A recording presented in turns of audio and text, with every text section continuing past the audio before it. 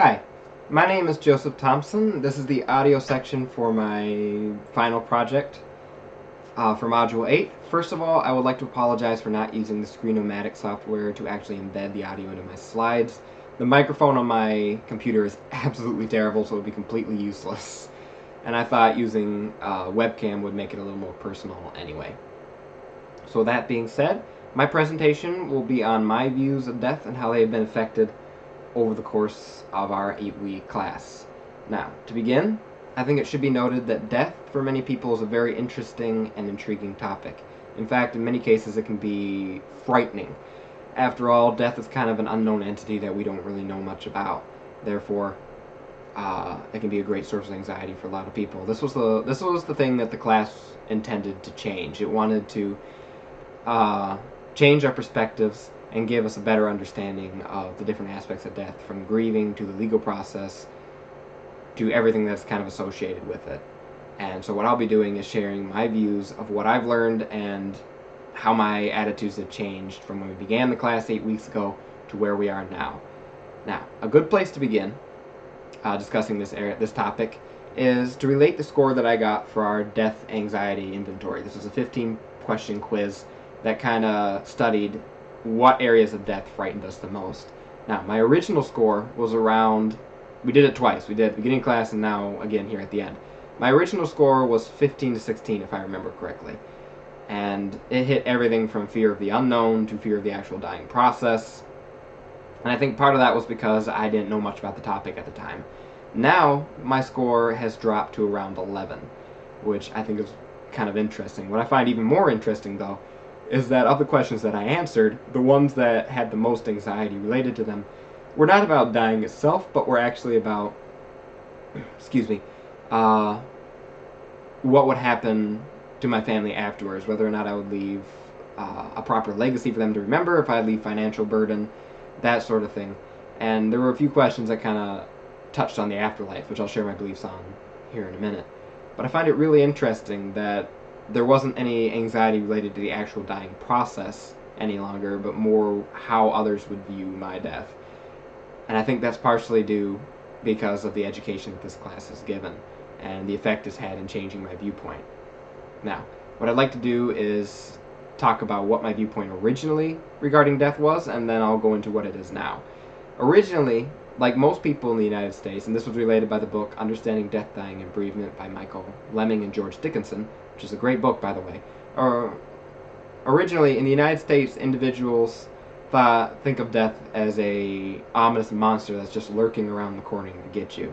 I mean, you don't have to look any further than a picture of the Grim Reaper to see how people view death.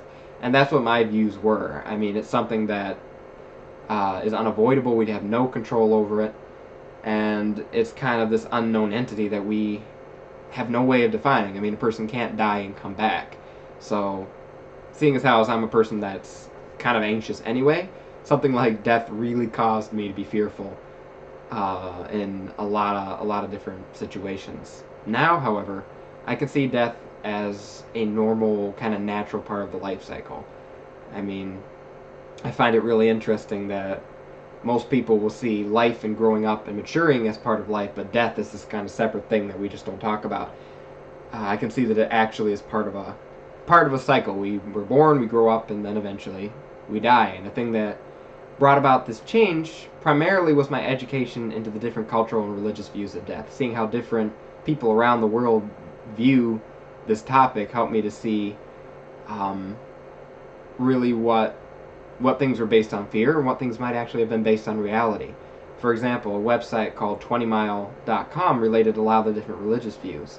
Myself, as a Christian, view death as a transition into the afterlife, same as Muslims. But if you go over to Hinduism and Buddhism, you see things such as reincarnation, the idea of the spirit moving into this higher plane of reasoning, and you see death as this kind of magical and mystical experience that really is kind of a culmination of everything you've accomplished through your entire life. And I think that's a little more of a healthy way of looking at it. And this kind of plays into the idea, I mentioned it a little bit just previously, about the afterlife. For me, I believe that there is an afterlife wholeheartedly. As a Christian, I believe in the existence of heaven and hell, and that, where you go is kind of designated by your faith and what you actually believe. And so what this class has kind of done is kind of helped me to get a better grip of what my views are and how I relate to these different things. Another thing that it's affected is my views on bereavement and what goes into it. I mean, everybody can say that, oh, when someone dies, okay, you become sad and you grieve, but the actual aspects of that are something that I've learned a lot through this course. And one of the biggest things is that grief is very multifaceted. It comes with a variety of symptoms, including, if you go to the 5 stages, for instance, it comes with denial, anger, depression, and eventually acceptance. Another thing that comes with it that I've learned about is that its effects differ from individual to individual. I've never gone through the loss of a loved one myself, at least not a close loved one, so I haven't been affected too terribly bad, but I can see how some other people in the same situation would. It has a unique effect on every individual. It also, another thing, and this kind of plays into the idea of society's views as a whole, is that it simply takes time. A lot of people view bereavement as something that should be done in a year, maybe a year and a half, but in reality it takes as much time as you need to let it work through your system and allow you to get back to where you can accept and move on with your life. Those 3 facets are the 3 biggest points that I've learned about bereavement from the course of this class, and where kind of all my views regarding it kind of center. Another area that I've got that my views have grown, apologies, kind of losing my train of thought, is how to properly care for people who are going through the bereavement process. Again, the standard issue thing to say is just be there for them. And in this case, this is actually the best thing you can do.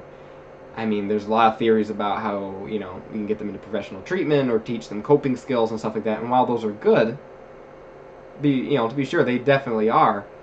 Another thing that you can do that can be almost more helpful than that is just to be with them. Take the first step in helping them understand and recognize their grief, and just even something as simple as just sitting next to a person who's grieving. Like, for example, if you knew a friend who lost his brother or lost a friend and he isn't up to talking about it, just sit there and put your arm around him. Just let him know you're there.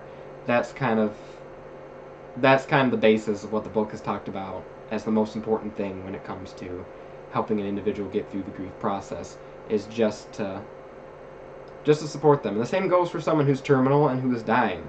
A lot of times, as death approaches, death anxiety and self-pity are what begin to leak in, and that can rob the joy out of the last few stages of your life. Just because you're dying doesn't mean you can't enjoy what life you have left with your family.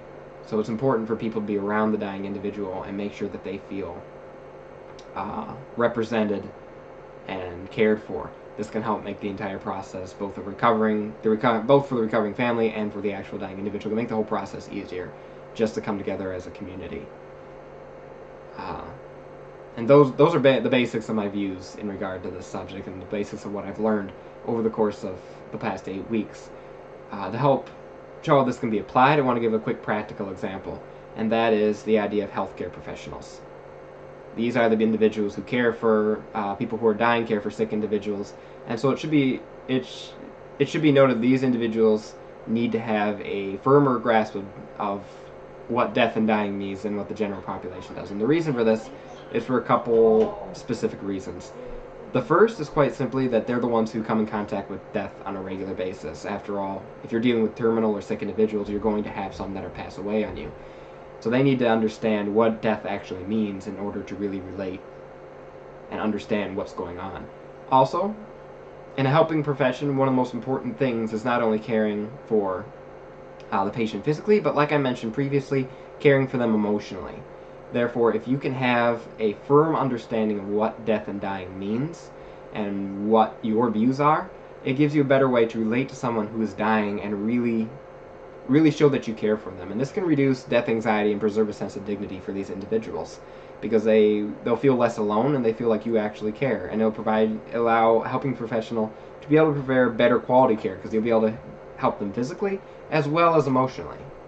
And those above all, sorry, my screen was starting to go dark. And that above all else is the reason why helping professionals need to have a firm grip of how to help people and why they need to why they need to have a firm grip of dying. Sorry, I kind of got jumbled up there for a second. The main reason they need to have a firmer grip of death is so that they can better understand and relate to the individuals they work with, since they experience death much more often than what the general individual has. So, to sum up, what this class has done is given me a broader perspective about the subject of death. It's taken my views that were originally based in fear and ignorance and helped me to gain a better perspective and broader viewpoints and see that death is really a natural part of the life process and isn't really something that needs to be either avoided or treated as some sort of creature that's just waiting to get you. It's also shown me that grieving is a very intense and complex thing, and in a lot of cases the best way to help someone who's going through it is just to offer support in the form of either helping them with the things in their life, talking, or just literally sitting next to them and offering emotional support. And this is the same for helping professionals as well as any individual person. If you're in a healthcare field, being able to help someone emotionally will make the entire death process easier. To put it into a very simple, like a one-phrase format, the class has given me a broader perspective and a better understanding of the idea of death, dying, and bereavement. And it's been a wonderful experience and it's taught me a lot. So thank you for that. Thank you.